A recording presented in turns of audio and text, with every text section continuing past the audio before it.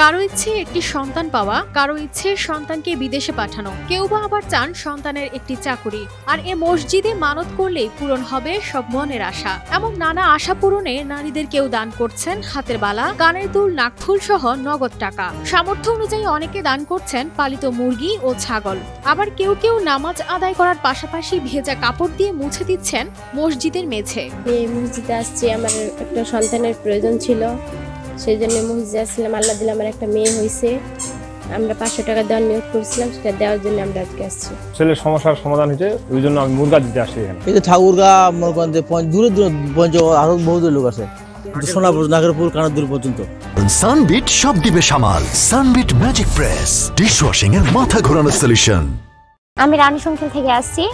এই মসজিদের প্রশংসা অনেক শুনছি, তো আমারও ইচ্ছা হয়েছে দেখার, আসার, দেখতে আসলাম, মুসলাম। মনের আশা পূরণের জন্য এভাবে ভোর থেকেই মসজিদে ভিড় করেন বিভিন্ন বয়সের মানুষ। প্রতি শুক্রবার এমন চিত্র দেখা যায় ঠাকুরগাঁওয়ের পীরগঞ্জ উপজেলার ঘুগুয়া কামরাঙ্গাতলী জামে মসজিদে। এখানে লোক আসে, অনেক দূরের দূরের লোক আসে, মানুষের মন যার যেটা চায় তা সেটা পায়। এটা মানে বাচ্চাটা আমার ভালো হয়ে গেছে। তারপর আমার ভাই আর একবার মেম্বার দ্বারা ছিল, এটা মানে মেম্বার হয়ে গেছে একবার। কাজ হয়ে গিয়ে আসছে, যেটা মানে সেটা হয়। ভোরের আলো ফোটার আগ থেকে বিভিন্ন এলাকা থেকে মোটরসাইকেল, অটো চার্জার, ভ্যানে করে মসজিদে ভিড় করতে থাকেন নানা বয়সের মানুষ। প্রতি শুক্রবার জুম্মার নামাজের আগ পর্যন্ত চলে এমন কর্মযজ্ঞ। এই মসজিদে মানত করলে মনের আশা পূরণ হয়, এমন বিশ্বাস থেকেই যুগ যুগ ধরে এই রীতি পালন করছেন তারা। আমি একটা আশা করলাম যে আমার ছেলে যদি বিদেশে যায়, আমি কাপড়াঙ্গা লিখে দেবো 100 টাকা দেবো। তার জন্য আমি আসছি, আমার আশা আল্লাহ পূরণ করে দিচ্ছি। আমার আল্লাহ যেন আশা পূর্ণ করে, যে আশা হচ্ছে এই আশা। যে কোনো মানত পেলে আমাদের আশা পূরণ হয়, এই জন্য আমরা চাল নিয়ে আসছি এখানে দেওয়ার জন্য।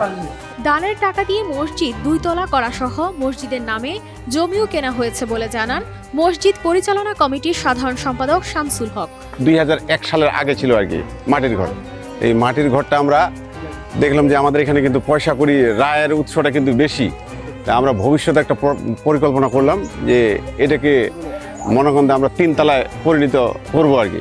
এই 3 তলা ফাউন্ডেশন করে আমরা কিন্তু এটা শুরু করছি আর কি 2001 সালে। আজ পর্যন্ত আমরা 2 তলা কমপ্লিট করছি এবং 2016 সাল থেকে আমরা মোটামুটি কিছু জমি ক্রয় করলাম, প্রায় মোটামুটি 2 একরের মতো আর কি মসজিদের নামে, যার মূল্য মোটামুটি প্রায় 50 লক্ষ টাকা আর কি। নিয়ত অনুযায়ী কাজের সফলতা, তাই সবার দান হোক সৃষ্টিকর্তার উদ্দেশ্যে, এমনটাই প্রত্যাশা মুসল্লিদের। News desk, RTV।